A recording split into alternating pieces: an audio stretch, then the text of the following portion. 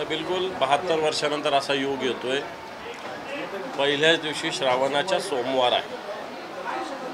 मला असं वाटतं 5 सोमवार येतील आता या महिन्यामध्ये आणि असा योग फार दुर्मिळ आहे। 72 इयर्स आणि मी माझं भाग्य समजतो की आज पहिल्याच दिवशी घृष्णेश्वराच्या चरणी नतमस्तक होऊन मला अभिषेक करण्याचा मान मिळाला। घृष्णेश्वर म्हणजे एक केंद्र आहे परिवर्तनाचं, शक्तीचं, ऊर्जेचं, ताकदीचं आणि निश्चित आम्हाला सातत्यानं या महाराष्ट्राला अशा पद्धतीनं 12 ज्योतिर्लिंगापैकी एक असलेलं घृष्णेश्वर इथं प्रत्यक्षात छत्रपती शिवराय येऊन गेलेले, अहिल्याबाई होळकरांचा इथं वास झालेला आणि अशा या पवित्र स्थळी आज मला वाटतं अभिषेक होत असताना मनस्वी आनंद आणि समाधान निश्चित होतं। साखर सांगायचं नसतं, परंतु पुढच्या वर्षी ज्यावेळेस श्रावण असेल त्यावेळेस या राज्यात परिवर्तन असेल आणि उद्धवजी ठाकरे साहेब या राज्याचे मुख्यमंत्री असतील अशा प्रकारची मनोकामना मी घृष्णेश्वराच्या चरणी केली। दुसरा चांदीवाला आयोगानंतर महाविकास आघाडीने चांदीवाला आयोगानंतर कारवाई का केली नाही असा सवाल फडणवीसांनी केला आहे। परमवीर सिंहांना नव्यानेच आयुक्त केल्याचे फडणवीस म्हणतात, तर अनिल देशमुखांनी केलेले आरोप कपोल कल्पित आहेत। चांदीवाला आयोगाचा अहवाल प्रसिद्ध झाला पाहिजे। चांदीवाल कोणत्याही न्यायमूर्तीवर आपण आक्षेप घेऊ शकत नाही। न्यायमूर्ती चांदीवाल हे उच्च न्यायालयाचे न्यायमूर्ती राहिलेले एक न्याय क्षेत्रातलं एक आदरणीय व्यक्तिमत्व आहे आणि जर फडणवीस बोलत असतील तर मला असं वाटतं त्यांना आव्हान आहे, चॅलेंज आहे। त्यांनी चांदीवाल आयोगाची जनतेसाठी तो खुला करावा। शरद पवार आणि मुख्यमंत्री यांच्या 2 बैठका झाल्या, मात्र मागच्या बैठकीमध्ये अदानी ग्रुपचे काही अधिकारी होते, याचा अर्थ धारावी रिडेव्हलपमेंटचा विषय त्या ठिकाणी झाला असावा, परंतु उद्धव ठाकरे इकडे विरोध करतात, मात्र त्यांच्या सहकारातले पक्ष बैठका करतात धारावी। ज्याच्या त्याच्या पक्षाची आम्ही एकत्र आहे म्हणून काय आमचे विचार एकत्र असतील अशातला काही भाग नाही, असायची गरज पण नाही। शिवसेनेची धारावी प्रकल्पाला तीव्र पद्धतीनं विरोध आहे। ज्या पद्धतीनं मुंबई अदानीच्या नावे करून देण्याचा प्रयत्न भारतीय जनता पार्टीचं आणि एकनाथ शिंदेंचं सरकार करतं आहे, एक पूर्ण मुंबई विकण्याचा डाव या सरकारने आखलेला आहे, त्याला शिवसेनेचा विरोध आहे। पवारसाहेब कोणत्या भूमिकेतून गेले असेल हे आम्हाला माहिती असायचं काही कारण नाही, परंतु उद्धवजी ठाकरे साहेबांच्या नेतृत्वाखाली अदानीच्या या प्रकल्पाच्या विरोधात मोर्चा काढलेला आणि या भागातील जनता, धारावीची जनता ज्या भूमिकेत आहे त्या भूमिकेत शिवसेना आहे आणि शिवसेना या भूमिकेवर ठाम राहणार, कायम राहणार। परवा वाजीने माझे नार्को टेस्ट करायला हरकत नाही असं म्हटलं होतं, तर आता बावनकुळे म्हणतात की अनिल देशमुखांनी नार्को टेस्टची तयारी दाखवायला हवी।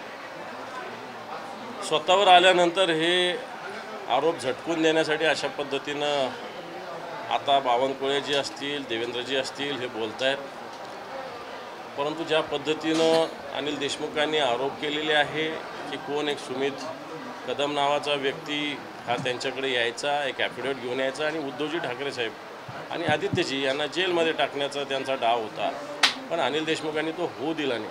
आता ही कारण महाराष्ट्राचं राजकारण असं व्यक्तिगत स्तरावर कधी जात नव्हतं, परंतु देवेंद्र फडणवीसांनी अशा पद्धतीनं जसं अनाजी पंतांचं राजकारण होतं छत्रपतींच्या काळामध्ये तशा पद्धतीने राजकारण करतात आणि हे जनतेसमोर आलेलं आहे।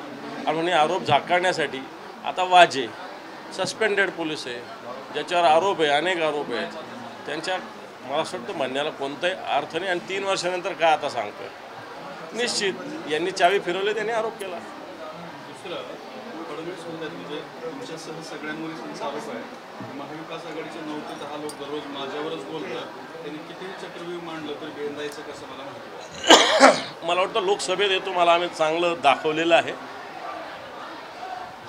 ज्या शिवसेना आणि भाजप सोबत असताना 40-42 जागा येत होत्या त्या तुमच्या 9 वर येऊन थांबलेल्या आहे। त्याच्यातून तुमचं चक्रव्यूह भेदता तुम्हाला आलेलं नाही, या चक्रव्यूहात तुम्ही अडकलेले आहात आणि विधानसभेनंतर या चक्रव्यूहातून तुम्हाला पूर्णपणे नेस्तनाबूत आम्ही करू। महाराष्ट्र म्हणजे जाती जातीत शरद पवारांवरती नाव न घेता त्यांनी प्रत्यक्ष टीका केली आहे की महाराष्ट्रात जाती जातीत विखंडित होतं आणि मोठे नेते मूग देऊन गप्प बसतात। नाही, खरं तर महाराष्ट्र हा फुलेशाहू आंबेडकरांचा आहे, छत्रपती शिवरायाचा आहे। हा महाराष्ट्र सातत्यानं गुण्यागोविंदानं सगळ्या जाती धर्माचे लोक एकत्र राहत आलेले, पण या जाती धर्मात भांडण कोण लावतं आहे? मूग घेऊन बसायचं काय प्रश्न आहे? कोण मोठा नेता मूग घेऊन? सरकारची भूमिका काय? सरकारलाच हे असं पाहिजे की जाती धर्मामध्ये भांडण व्हावं, धर्माधर्मात भांडण व्हावं, हिंदू मुसलमानामध्ये भांडण व्हावं। मराठा ओबीसीमध्ये भांडण व्हावं हे सरकारलाच वाटतं. सरकारच्या मंत्र्यांचे रोजचे वक्तव्य बघा. मुख्यमंत्री एक बोलतात, भुजबळ एक बोलतात, भुजबळ एक बोलतात, फडणवीस एक बोलतात, फडणवीस एक बोलतात, बावनकुळे एक बोलतात. तपासा त्यांचे वक्तव्य. पुढं अजित पवार असं म्हणाले, तुम्ही दिल्लीला जाताना धडधाकटपणे जातो, दुसऱ्यांची नावं घेऊन मी कशाला जाऊ, खोटे आरोप करणाऱ्यांनी सिद्ध करावं. हे पहा, दिल्लीमध्ये पत्रकारांशी बोलताना अजितदादांनी स्वतः सांगितलेलं आहे, मी ए पवार नावाने जात होतो. हे त्यांनी सांगितलं. टोपी घालून जात होतो, मास्क लावून जात होतो, हे सांगितलेलं आहे ना त्यांनी. आम्ही थोडी बोलतोय, त्यांनी सांगितलेलं आहे. मुख्यमंत्री दिल्लीला वारंवार जात आहेत, आज सुद्धा जाणार होतं पण बैठक अचानक रद्द करून टाकली. मला असतं अहमद शहा अब्दाली जो आहे त्यांच्या भेटी करायला ते जात असतील. या अहमद शहा अब्दालीने पानिपतानंतर मराठी माणूस संपवण्याचं काम केलं होतं. तीच भूमिका अमित शहांची आहे. आणि दुर्दैव आपल्या महाराष्ट्राचं, त्यांच्या चरणी लीन व्हायला आपले मुख्यमंत्री आणि उपमुख्यमंत्री जात असतात. हे महाराष्ट्राचं दुर्दैव आहे. जरांगेंवरती अनिल बोंडेंनी खालच्या शब्दात टीका केली. असं म्हणाले की फडणवीसांवरती भुंकण्यासाठी विरोधकांनी कुत्रे ठेवले. तसंच जरांगेंचं आणि श्याम यांचं नाव जरांगेंनाही. मला असं वाटतं याचे परिणाम तुम्हाला भोगावे लागतील. जरांगे पाटलाच्या आंदोलनाचा आदर केला पाहिजे. ज्या पद्धतीनं ते समाजासाठी लढा दिला त्याचा आदर केला पाहिजे. तुम्ही एखादी गोष्ट केली तर ती चांगली, आणि जरांगे पाटील करतात ते भुंकणार आहे का? तुम्ही रोज भुंकता, तुम्ही रोज भुंकता पण आणि शेपूट घालून पळून पण जाता. थँक्यू.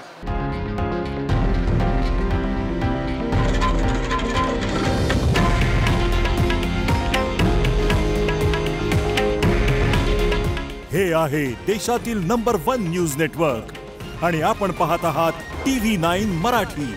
काळजी तुमची, हित महाराष्ट्राचं.